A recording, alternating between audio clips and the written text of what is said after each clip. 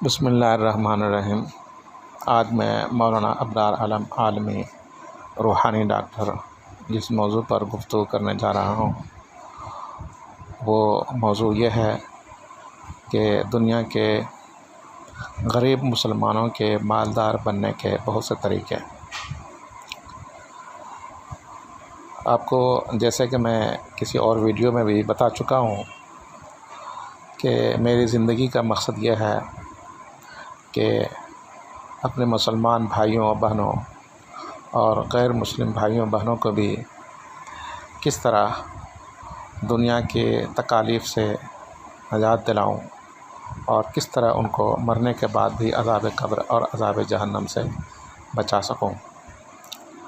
तो जिस इंसान के अंदर एहसास है वही अजीम इंसान है। जिस इंसान के अंदर एहसास नहीं है दूसरे का कि दूसरे किस हाल में है, सिर्फ़ अपने ही फ़िक्र होता है क्या खाऊं, क्या पीऊं, क्या पहनूं, कैसे रहूं, अपनी ही बीवी बाल बच्चों की फ़िक्र है, दूसरे इंसानों की फ़िक्र नहीं है, तो वो समझ लीजिए रूहानियत के अंदर बिल्कुल ज़ीरो के अंदर है। तो अजीम इंसान जो होता है उसका सोच और फ़िक्र बहुत ही लामहदूद होता है। वो अपने बारे में, अपने फैमिली के बारे में सोचने के साथ साथ वो तमाम इंसानों बल्कि जानवरों, चरिंद परिंद का भी ख्याल करता है और उनको भी सुकून देने की कोशिश करता है। तो मेरी ज़िंदगी का मकसद चूँकि यही है कि मैं दुनिया के तमाम इंसानों को उन तमाम परेशानियों से निजात दिलाने की भरपूर कोशिश कर सकूं। उसमें से एक कोशिश यही है कि हमारे बहुत से मुसलमान भाई बहन दुनिया में गरीब हैं और आपको पता ही है कि गुर्बत कितनी ख़तरनाक चीज़ है कि कादल फ़क्र अन यकून कुफ्रा, फ़क्र जो है कभी कभी कुफ्र तक पहुंचा देता है। और बहुत से हमारे गरीब मुसलमान भाइयों को लोग जो है वो उनकी गुर्बत से फ़ायदा उठा करके गलत रास्ते पर डाल भी देते हैं, गलत तरीके से उनको यूज़ भी करते हैं और उनको ख़रीदते भी हैं और उन्हें ज़लील रुस्वा भी करते हैं। जो कुछ भी दुनिया में हो रहा है आपको पता है, बताने की ज़रूरत नहीं है। तो इस बिना पर मुझे गरीब मुसलमान भाइयों और बहनों की फ़िक्र है और मैं बहुत दुखी हूँ इस हवाले से। ये जो मैं बातें करने जा रहा हूँ इससे हमारे गैर मुस्लिम भाई बहन भी कुछ पॉइंट्स हैं उनसे फ़ायदा उठा सकते हैं, लिहाजा वो भी मेरी बातों को गौर से सुनें। मुसलमानों के लिए तो पहला तरीका यह है कि मुस्लिम का मतलब ही होता है अपने आप को अल्लाह के हवाले करें और दीन इस्लाम का मतलब ही होता है हवाला करना। तो मुस्लिम जो है ये अरबी लफ्ज़ है, इसका मतलब है अपने आप को हवाला करने वाला या अल्लाह के सामने अपने आप को झुकाने वाला, अपने आप को उनके हवाले करने वाला, उनको मुस्लिम कहा जाता है। तो मेरे मुसलमान भाइयों और बहनों, चूँकि सारे फ़यूज़ व बरक़ात और ताकत का मरकज़ जो है अल्लाह की ज़ात है, नफ़ा का मरकज़ भी उन्हीं की ज़ात है और नुकसान का मरकज़ भी उन्हीं की ज़ात है। अगर वो कुरान करीम और अहादीस से साबित है, अगर वो फ़ायदा पहुंचाने का इरादा कर ले तो दुनिया की कोई ताकत आपको नुकसान नहीं पहुंचा सकती, क्योंकि अल्लाह अकबर वो सबसे बड़े हैं, उनका कोई मुकाबला नहीं कर सकता, उनके बराबर का कोई नहीं है।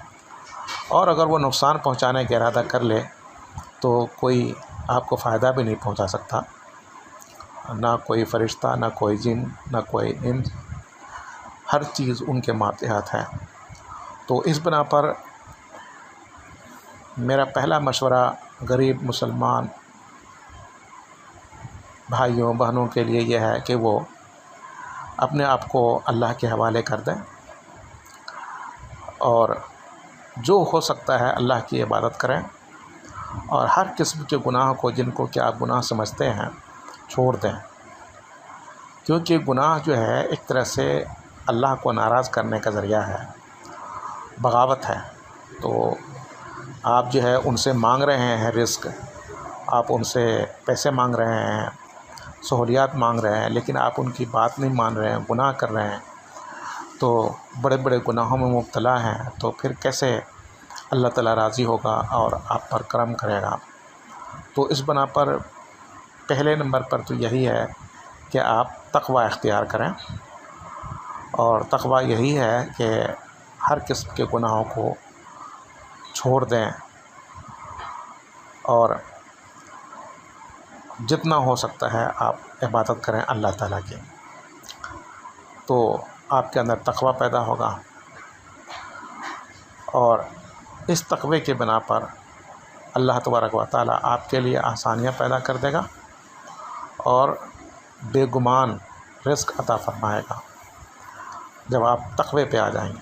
इसका फ़ायदा दुनिया के अंदर ये है, जैसा कि अल्लाह तबारक व तआला ने ख़ुद वादा किया है सूरह अत-तलाक़ सूरह नंबर 65 आयत नंबर 2 और 3 के अंदर अल्लाह ताला फरमाते हैं कि मैं यत्तक़िल्लाह यजअल लहू मख़रजा, जो अल्लाह से डरेगा यानी कि गुनाह करते हुए डरेगा, गुनाह नहीं करेगा, जो अल्लाह से डरेगा यजअल लहू मख़रजा, अल्लाह ताला उनके लिए मुश्किल से निकलने का रास्ता बना देगा। और आगे फरमाते हैं वयरज़ुक़हु मिन हैसु ला यहतसिब, और उनको रिज़्क़ देगा वहाँ से जहाँ से उनको गुमान भी नहीं होगा। तो आप इसमें देखिए 2 वादे अल्लाह ताला ने कर लिए। एक तो ये कि आपको मुश्किल हालात से निकलने का अल्लाह ताला रास्ता निकाल देगा, और दूसरा वादा ये किया है कि आपको जहाँ से गुमान नहीं होगा वहाँ से रिज़्क़ मिलेगा। यानी एक इंसान को जहाँ उम्मीद होता है कि यहाँ से रिज़्क़ मिलेगा वो तो है ही, लेकिन बेगुमान रिज़्क़ देता है जहाँ से आपका सोच भी नहीं होगा वहाँ से रिज़्क़ मिलेगा। अब हम मुसलमान की ये ज़िम्मेदारी है कि भाई इस आयत को आप प्रैक्टिस तो करें ना, तजर्बे में तो लाए ना, तजर्बा से आपका यकीन बनेगा। आप सारे गुनाहों को छोड़ दें, जितना हो सकता है दीन पर अमल करने की कोशिश करें। ज़ाहिर सी बात है 100% तो इस वक्त कोई दीन पर अमल कर नहीं सकता, नामुमकिन है, मुश्किल है जो हालात हैं, लेकिन आप नीयत दुरुस्त करके अमल करने की कोशिश तो करें ना, और गुनाहें तो छोड़ दें जिसमें बदनज़री भी है और बहुत सारी चीज़ें हैं। तो झूठ बोलना है, धोखा देना है, लोगों को जानबूझकर तकलीफ़ पहुंचाना है, और बहुत सारे गुनाहें हैं। वालिदैन की नाफरमानी है, बीवी के साथ ज़्यादती है, वगैरह वगैरह। बहरहाल वो लंबी फ़हरिस्त है। तो तक़वा इख्तियार कर लें और उस पर आप मुस्तक़िल मिजाजी से चलें। मैं ये नहीं कहता हूँ कि आज तक़वा इख्तियार कर लेंगे, आज नियत दुरुस्त करके और दीन पर चलने की कोशिश करेंगे तो कल ही से ऐसा हो जाएगा। मैं ये नहीं कहता हूँ, ये अल्लाह का काम है कि कब आपको देना है, किस वक्त देना है, वो अल्लाह का काम है। लेकिन जब आप ऐसा करेंगे तो इंशाअल्लाह तबारक व तआला आपके लिए दरवाज़े खोल देंगे। उनके लिए कोई मसला नहीं, वो तो किसी चीज़ को अदम से वजूद में ले आते हैं। उनके लिए क्या मसला है असबाब पैदा करना आपके लिए। हर मोहल्ले में जिन्नात भी होते हैं, जब आप तक़वा इख्तियार करते हैं वो आपसे मोहब्बत करने लगते हैं। अल्लाह के फ़रिश्ते के अंदर जो है ना आप मकबूल हो जाते हैं, वो आपका ताउन करने लगते हैं। तो इस तरह से असबाब बनने लगते हैं और आपके लिए आसानियाँ पैदा होना शुरू हो जाती हैं। तो मैं ये कहूँगा कि कम से कम 1 महीना और ज़्यादा से ज़्यादा 3 महीना जो है ना मुस्तक़िल मिजाजी से करें। इंशाअल्लाह तबारक व तआला अल्लाह के लिए तो कोई मसला नहीं है, अगले लम्हे से ही रिज़ल्ट देना लगे। लेकिन मैं सोचता हूँ कि कम से कम 1 से 3 महीना आप लगाएं। और ये मतलब नहीं है कि 3 महीने के बाद आप तक़वा छोड़ दीजिएगा, नहीं, मतलब ये कि इंशाअल्लाह 1 से 3 महीने में रिज़ल्ट आना शुरू हो जाएगा। तो इस आयत के अंदर ये जो सूरह तलाक़ की आयत नंबर 2 और 3 है, उसमें और भी तफसील है कि अल्लाह ताला इन्नल्लाह बालिग़ अम्रिही, कि अल्लाह ताला अपने काम को कर लेने वाला होता है, कर गुज़रने वाला होता है, उसको कोई रोक नहीं सकता। और जो उस पर भरोसा कर लेता है अल्लाह उनको काफ़ी हो जाता है। तो पहले नंबर पर तो ये है कि आप जो है ना तक़वा इख्तियार करें, और इस तरीके से आपका ईमान भी डेवलप करेगा। ईमान कभी होगा कि यार ये तो अजीब गरीब चीज़ है, हमने अल्लाह के बात पर भरोसा करके उस पर अमल करना शुरू किया तो आप देखो वाकई क्या क्या हालात पैदा होने लगे। तो इंशाअल्लाह तबारक व तआला आपके लिए जो है ना इसमें बहुत से फ़ायदे निकलेंगे। गैर मुस्लिम भाइयों बहनों के लिए भी इसमें इशारा है कि अगरचे कि वो अल्लाह को नहीं मानते हैं, लेकिन वो भी गुनाहें छोड़ दें, जुल्म सितम छोड़ दें और पॉजिटिव चीज़ों को इख्तियार करें, तो उसको भी इंशाअल्लाह फ़ायदा होगा। ये अल्लाह ताला का एक कानून है, जो भी अच्छा इंसान होता है उसकी वो मदद करते हैं, अगरचे आप उनको ना मानें, लेकिन रिस्क की ज़िम्मेदारी उन पर है। तो खुदा है ही एक, उनके अलावा और कोई है ही नहीं, तो कौन देगा आपको? मुसलमानों को भी वही दे रहा है, गैर मुसलमानों को भी वही दे रहा है। बहरहाल पहला तरीका ये है कि आप हर हाल में तक़वा इख्तियार करें। आप तक़वा इख्तियार किए बग़ैर आप चाहेंगे कि फ़क़्र व फ़ाक़ा और तंगी और ये दूर हो जाए, तो वो अल्लाह की मर्ज़ी है, वो जिस पर रहम कर दे, लेकिन आम कानून ये नहीं है। जैसे कि आप प्यास लगी हुई है तो आप पानी पी रहे हैं, ठंडा पानी पी रहे हैं, लेकिन उसमें 2-3 कतरे ज़हर के मिला देंगे, तो वो प्यास बुझाने के साथ साथ जो है वो ज़हर नुकसान भी करेगा आपको, ठीक है ना। तो ये गुनाह जो है एक तरह से नुकसान है, क्योंकि अल्लाह ताला मना कर रहे हैं ये नहीं करो, ये नहीं करो, ये नहीं करो, और हम करते जाएं तो ज़ाहिर सी बात वो नाराज़ तो होंगे। तो गुनाह की फ़ितरत है नुकसान पहुंचाना। ये ऐसा ही है जैसे कि हम अपने पाँव पे कुल्हाड़ी खुद ही मार रहे हैं, तो फिर हम कैसे तरक्की करेंगे? अल्लाह ताला ही मरकज़ हैं तमाम मुनाफ़े के, तो नफ़ा हमें कैसे देगा? वो हमें मुश्किलों से कैसे निकालेगा वो, अगर हम उनके बागी बन के रहेंगे?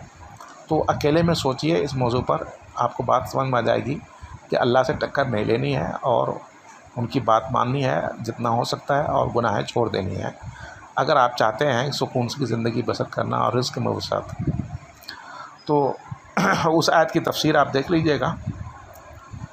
और दूसरा तरीका ये है कि सोच व फ़िक्र जो है वो तब्दील करने की ज़रूरत है। मैं आपके लिए मोहम्मद सल्लल्लाहु अलैहि वसल्लम के तर्ज़ फ़िक्र से एक मिसाल पेश करता हूँ कि उनका सोच क्या था। एक अंसारी साहबी आए और उन्होंने दस्ते सवाल दराज़ किया आप सल्लल्लाहु अलैहि वसल्लम के सामने। तो आप सल्लल्लाहु अलैहि वसल्लम ने उनसे कहा कि क्या तुम्हारे पास कुछ है? तो उन्होंने कहा कि हाँ, मेरे पास एक बर्तन है जिसमें पानी पीता हूँ और खाना वगैरह खाता हूँ, और दूसरा एक कंबल है।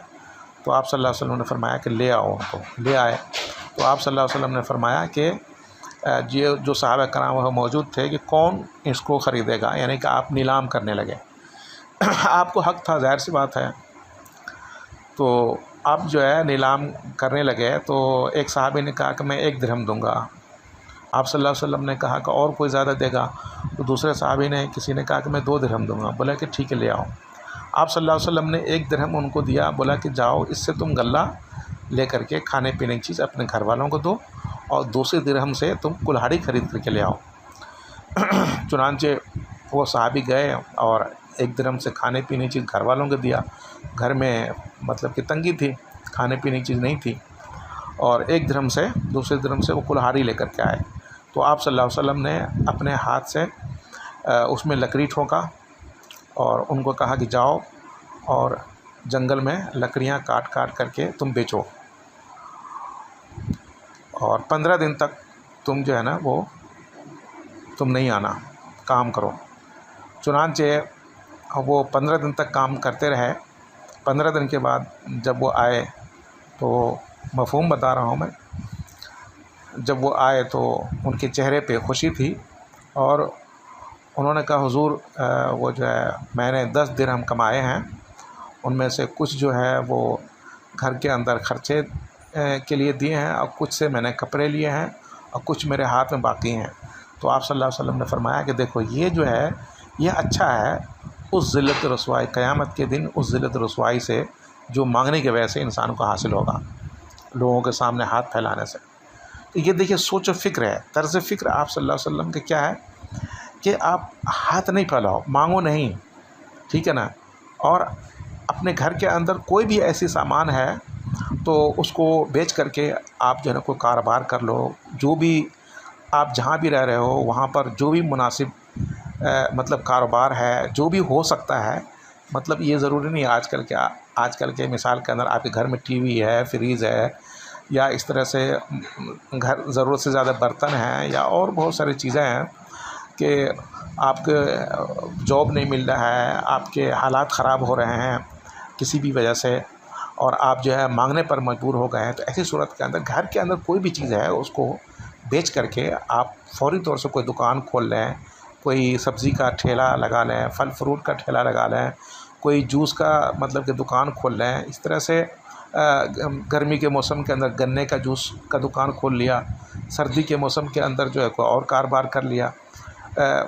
मतलब बहुत सारी चीज़ें आप अगर करेंगे, अपने मुआशरे में देखेंगे तो आपका वो जो है ना रास्ता नज़र आ जाएगा इस तरीके से। तो दूसरों के सामने हाथ फैलाने से, दूसरों से मांगने से बेहतर तो तरीका ये है पहले नंबर पर। दूसरा तरीका ये बता रहा हूँ मैं आपको, जो आप सल्लल्लाहु अलैहि वसल्लम से साबित है। इससे हमारे गैर मुस्लिम भाई बहन भी सबक हासिल कर सकते हैं, अगर जो हमारे नबी सल्लल्लाहु अलैहि वसल्लम को नहीं मानते हैं, लेकिन उससे कोई फ़र्क नहीं पड़ता है। ये सोच जो दिया है, इस वाक़े से आप अपने लिए फ़ायदा चुन सकते हैं, सबक ले सकते हैं, लेसन ले सकते हैं, और अपने मुआशरे में जहाँ कहीं भी हैं आप, दुनिया के किसी भी कोने के अंदर आपके साथ अगर माली तंगी हो रही है, तो आप इस तरीके से अपने आप को मालदार बना सकते हैं और माली तंगी से निकल सकते हैं। दूसरा तरीका ये है जिसकी मैंने सूरतें बताई हैं कि अपने घर से ही कोशिश करें। अब तीसरा तरीका यह है कि आप जो है ना, आपके मोहल्ले में कोई भी मालदार है तो उनसे जा कर के आप कहें अकेले के अंदर कि भाई मैं आपसे एक बात कहना चाहता हूँ। अगर आप वादा करें, किसी से नहीं कहेंगे तो मैं आपसे ये बात अर्ज़ करूँ, तो वो पूछेंगे हाँ ठीक है जी बता दो। तो आप उनको बता दें मेरे घर की हालत ये है, घर में कुछ ऐसी चीज़ भी नहीं कि बेच करके करूं, और हालात ऐसे हो गए हैं जैसे आजकल कोरोना वगैरह के हालात हैं, उसकी वजह से तंगी हो जाती है। तो आप हमें 50,000, 1 लाख, 1.5 लाख ऐसा कुछ जो है ना हमें गैर सूदी कर्ज़ा दे दें, ताकि मैं दुकान खोल लूँ या और कोई कारोबार कर लूँ, ठेले लगा लूँ। बहुत सारी सूरतें होती हैं, कोई न कोई सूरत निकल आएगा। तो इंशाअल्लाह तबारक व तआला आप एक मालदार से मिलें, दूसरे मालदार से मिलें, तीसरे मालदार से मिलें, चौथे मालदार से मिलें, कोई किसी न किसी के दिल के अंदर जब आप तक़वा इख्तियार किए हुए हैं, जैसे कि मैंने आपको पहले पॉइंट पर बताया, तो इंशाअल्लाह ताला आपकी ज़रूर मदद करेगा। गैब से वो रिज़्क़ तो मिलता ही है, लेकिन यहाँ पर तो आप ख़ुद निकल रहे हैं तक़वा इख्तियार करके, तो ज़रूर अल्लाह ताला उनके दिल में आपकी मोहब्बत पैदा करेगा।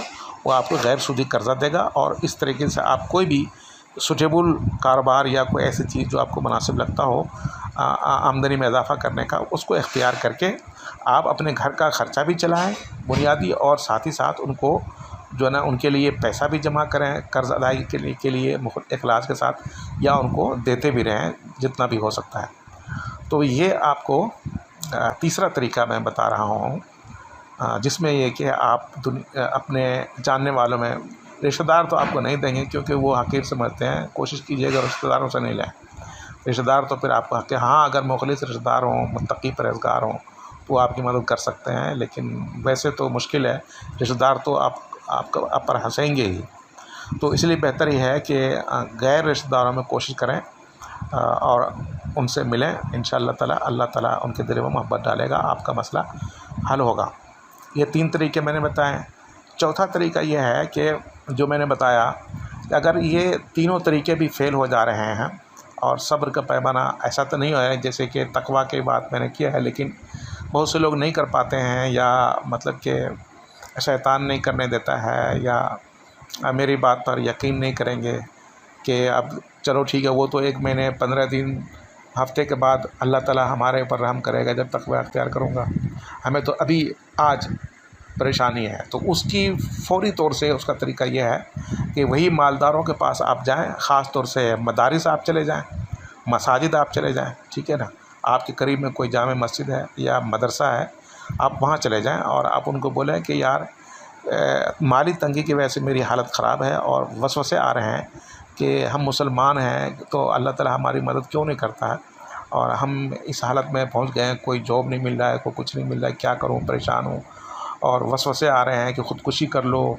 तो ये कर लो, तो बच्चों को बेच दो, तो बच्चों को कत्ल कर दो, तो ये वो बहुत से वसवसे आ रहे हैं, और जी चाह रहा है कि मैं काफिर बन जाऊँ, हम देखते हैं काफिरों के इतने मालदार हैं।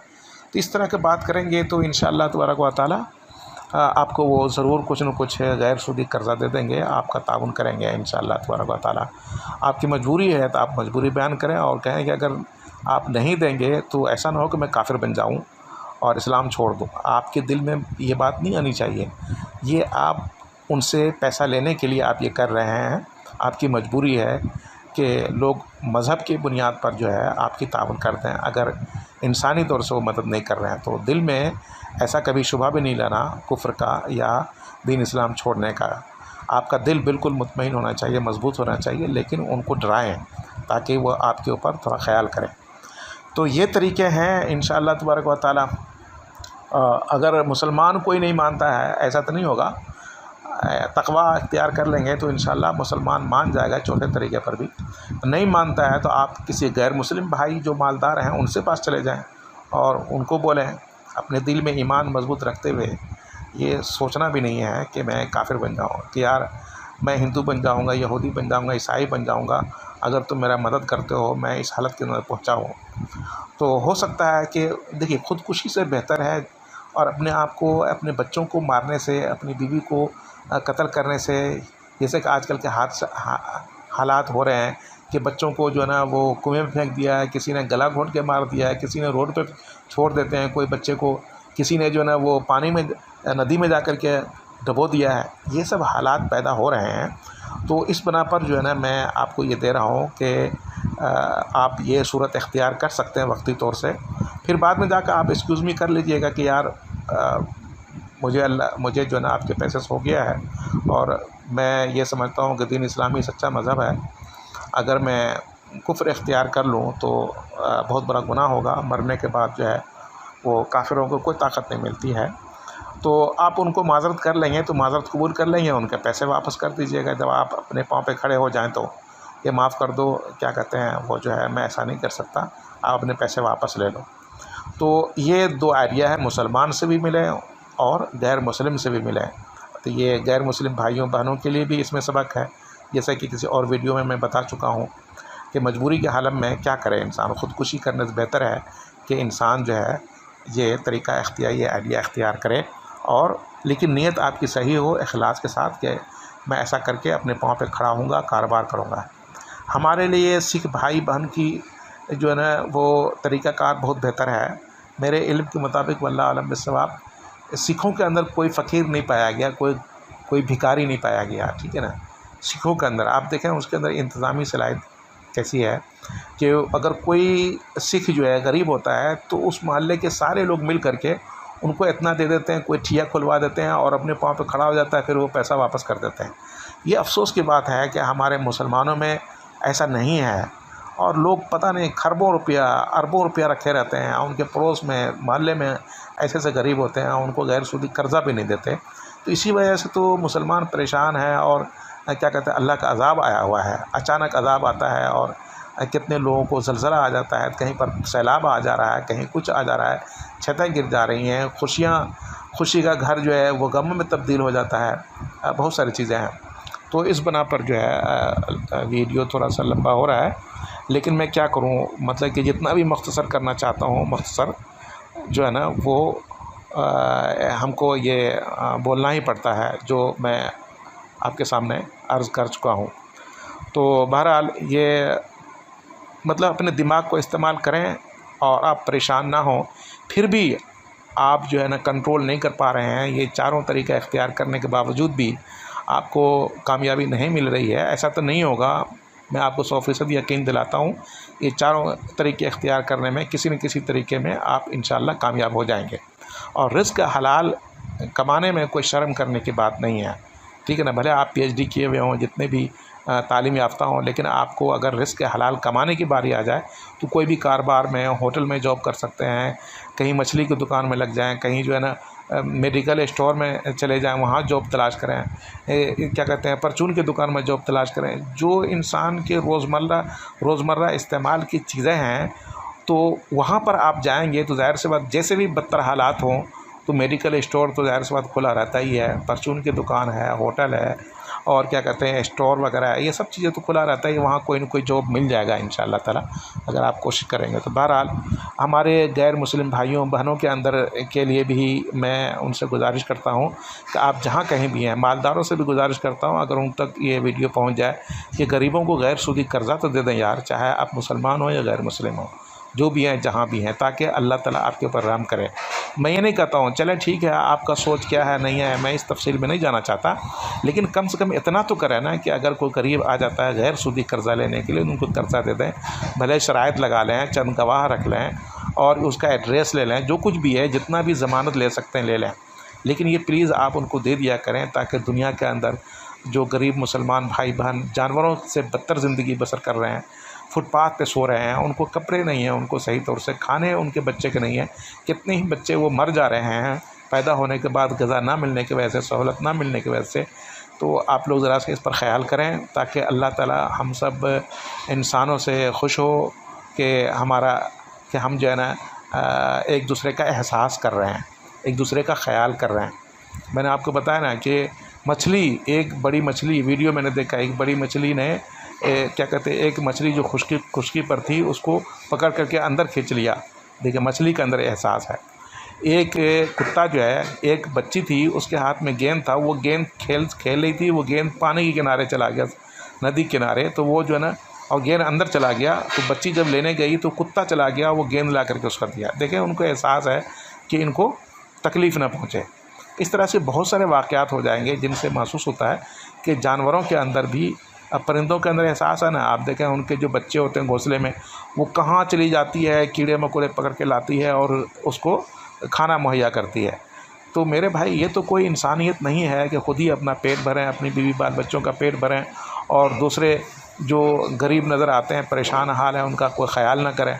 जितना हो सकता है, मैं नहीं कहता हूँ कि आप अपना पेट काट करके दें, वो उसकी भी बहुत सारी मिसालें हैं, लेकिन अब ये इस वक्त जो है ना ये कंडीशन नहीं है, ऐसे लोग बहुत कम हैं कि ख़ुद तकलीफ़ में उठाकर दूसरों का ख्याल करें, लेकिन अपने आप को तकलीफ़ में ना डालें। लेकिन ये कि अपने आप को तकलीफ़ में डाले बगैर दूसरों का आराम का अगर ख्याल कर लेंगे तो उसमें क्या हर्ज की बात है।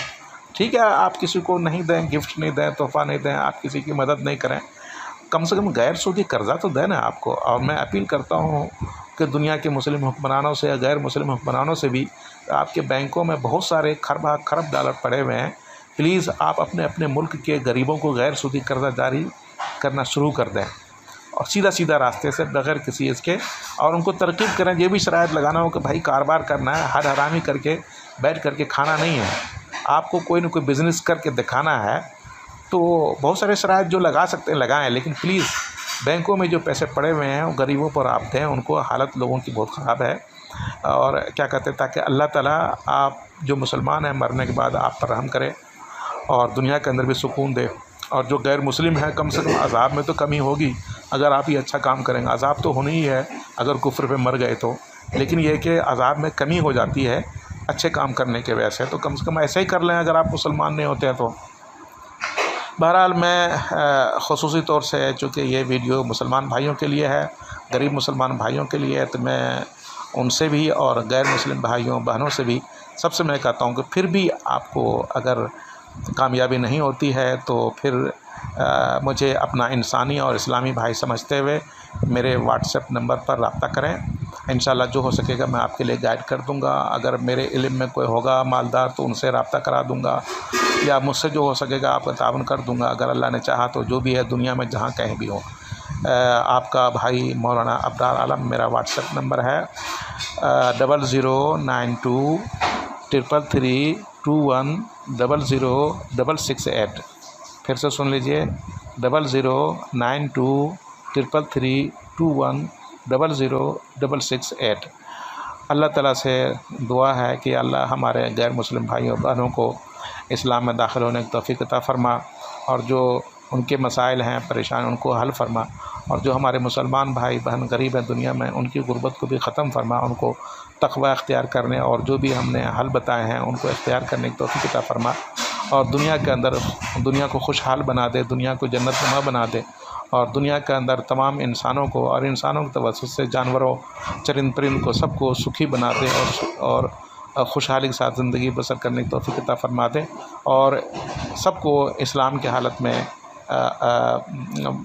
इस्लाम की हालत में इस दुनिया से जाने की तौफीक अता फरमा दे। व आखिर दावाना अनिल हम्दुलिल्लाह रब्बिल आलमीन। अगर मुझसे ज़ाहिर सी बात है मैं कोई किताब देखे बगैर और मैं कोई तैयारी किए बगैर, मेरे पास टाइम होता नहीं है, मैं जो सोचता हूँ सोच के रखता हूँ इसी तौर से मैं गुफ्तगू करता हूँ। तो इस बना पर मैं मफ़हूम बयान करता हूँ कुरान हदीस का। कहीं अगर अल्फाज में या तज़किर व तानीस में कोई ऐसी कोई गलती सलती हो तो उसको आप लोग दरगुज़र कर दीजिएगा और आप उसको मुआख़ज़ा नहीं कीजिएगा। इंसान हो सकता है कहीं पर कोई लफ्ज़ इधर उधर हो जाए तो माफ़ कर दीजिएगा। अल्लाह ताला माफ़ करने वाला है। ठीक है, अल्लाह हाफ़िज़। अस्सलामु अलैकुम व रहमतुल्लाहि व बरकातुहू।